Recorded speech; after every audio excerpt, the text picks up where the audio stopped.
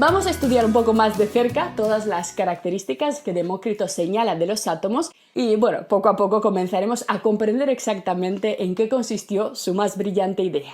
Bien, en primer lugar, como nos acaba de mostrar Simplicio, los átomos de Demócrito son como pequeños seres uno de Parménides, pero en miniatura. Es decir, son prácticamente iguales que el ser bola de Parménides, pero como su condición impedía el movimiento, como bien lo recordáis, Demócrito decide triturarlo y además meter entre trozo y trozo de ser espacios vacíos que de esta forma permiten el movimiento.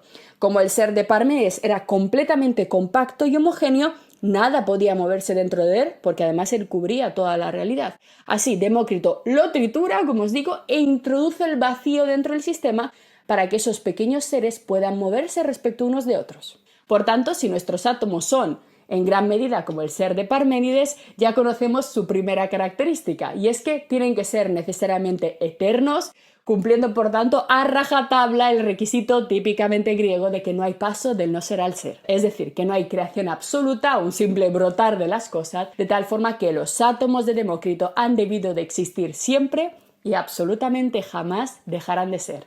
Pero si ello es así, pensadlo bien, la teoría atomista considera que la naturaleza, el cosmos, el universo que vemos, tiene una estructura material inamovible.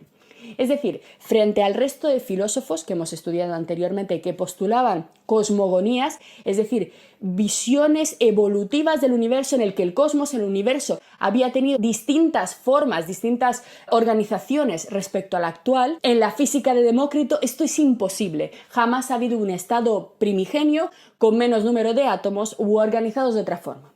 En este sentido, la visión atomista difiere radicalmente de nuestra visión contemporánea del átomo, ya que nuestra física nos habla de las edades del cosmos directamente vinculadas con el tipo de átomos existentes en cada una de ellas, ¿verdad? Es decir, nuestra física contemporánea postula la nucleosíntesis. Bueno, más que postularla, incluso la puede crear, como lo hemos visto.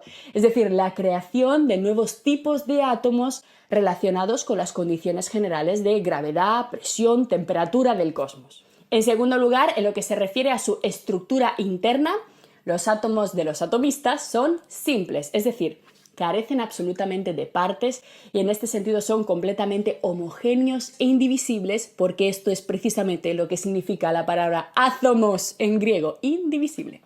Todo su cuerpo, todo el cuerpo de los átomos, toda su extensión es igual. Están hechos, digamos, de una sola pieza, sin ninguna fractura, sin ningún tipo de vacío en su interior. Esta condición de los átomos es la que explica, atentos, esto es muy interesante, es la que explica, según Demócrito, tanto la solidez e impenetrabilidad de la materia que nos rodea, como la posibilidad de cortarla.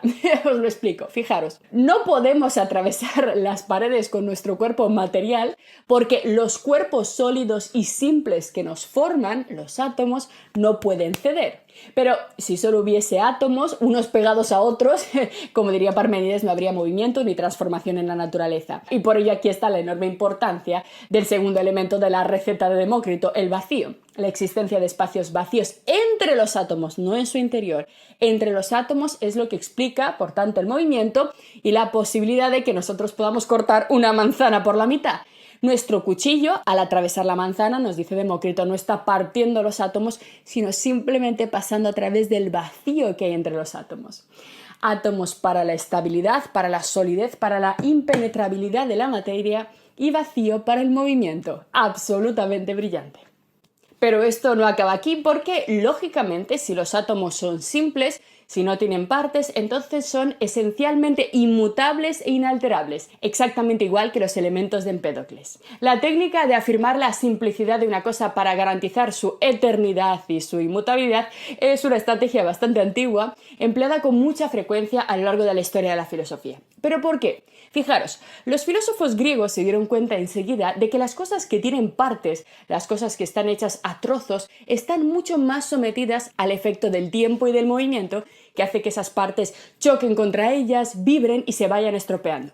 Porque, por ejemplo, se estropea el motor de un coche con el paso del tiempo, porque las numerosas piezas que lo conforman frotan, chocan unas contra otras y al final se van degradando. Por tanto, cuanto más complejo sea algo, un cuerpo más frágil será y más susceptible de romperse, más sensible al paso del tiempo. En cambio, cuanto más simple sea su estructura, más inmutable y más fuerte respecto a este tipo de degradaciones. En este sentido, a los átomos de Demócrito no les pasa como a los nuestros, que al tener partes, al tener una estructura múltiple y compleja, pueden ganar o perder electrones o sufrir los efectos de la gravedad, de la presión, modificándose e incluso transformándose en otro tipo de átomos. La simplicidad absoluta de los átomos de Demócrito les hace absolutamente inalterables e inmutables, impasibles ante cualquier efecto. Pero los átomos de Demócrito son además finitos en dimensión. ¿Qué queremos decir con esto? Fijaros. Si recordamos, según Anaxágoras, las homeomerías eran infinitamente pequeñas e infinitamente divisibles. Sin embargo, según Demócrito, esta visión pone en peligro, atentos, la solidez de lo real. Las partículas materiales deben tener necesariamente un tamaño mínimo, según Demócrito, muy pequeño, pero al menos determinado, que ya no se pueda dividir más, que no sea infinitamente divisible, porque si los átomos se pudieran seguir dividiendo y dividiendo hasta el infinito, entonces su tamaño acabaría siendo casi cero, es decir, acabarían siendo prácticamente nada, algo completamente inextenso, acabarían siendo inmateriales y adimensionales. Su tamaño sería, por tanto, tan infinitesimalmente pequeño que sería equivalente a cero, pero claro, la suma de átomos cuya extensión y cuya masa es cero, cero más cero más cero, jamás acaba creando algo extenso, algo sólido, algo físico. Por tanto, una filosofía de la naturaleza basada en átomos infinitamente divisibles no podría dar lugar en absoluto a un mundo tangible como el nuestro. La posibilidad de dividir la materia debe parar en algún momento, o si no, acabaríamos resbalando en la nada.